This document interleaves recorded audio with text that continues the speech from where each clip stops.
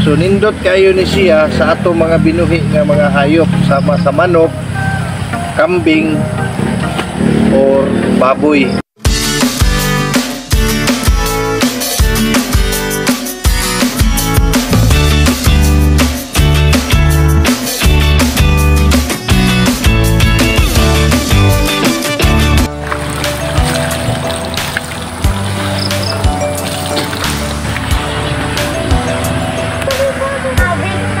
Mga boss, mao ni ang dahon sa kaning Madre de Agua or ang scientific name ani Trichantera gigante. So nindot kayo ni siya sa ato mga binuhi nga mga hayop, sama sa manok, kambing or baboy. Kay ngano taas kay ni siya og crude protein. Taas pa siya og crude protein sa mga feeds nga atong ginapalit diha sa tindahan. Tanawan ninyong dahon mga boss, oh. Mo ni siya ang dahon sa Madre de Agua. So manguha ta ani karon kay ato ipakaon sa ato ang mga sisiw. So ang makuha ani nga crude protein mga boss is 18.21%, no? So kung mogamit ta ani unya ato pong gamitan og feeds, so mas dali mo tubo mudako ang ato ang mga binuhi tungod kay ato man siyang gina mix, no, sa ato ang pagkaon.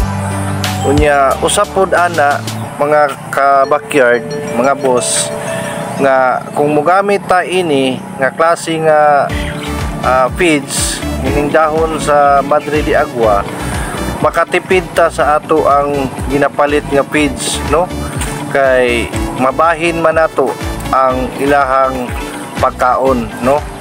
So i-mix lang nato siya sa feeds sa atong ginahatag sa atong mga alaga.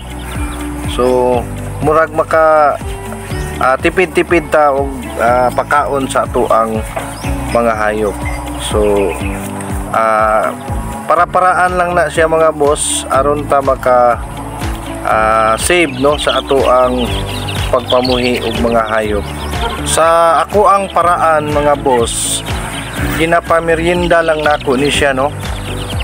Tagaan ako sila og alas 10, alauna og alas 3 sa hapon. So dili sila magutom mga bossing, oh. Ganahan kaya to mga sisiw og kaon sa atong gibutang dahon sa Madre de Agua. Tanawan ninyo, oh. So healthy kayo ang ilahang panglihok-lihok kay grabe og sustansya ang gihatag aning dahon sa Madre de Agua. Kita man ninyo ang ebidensya mga bossing, no? So disclaimer lang mga bossing, ha, iya man ta og diskarte sa atong pagpamuhi. So mao ni ang ako ang diskarte sa ako ang mga piso mga bossing.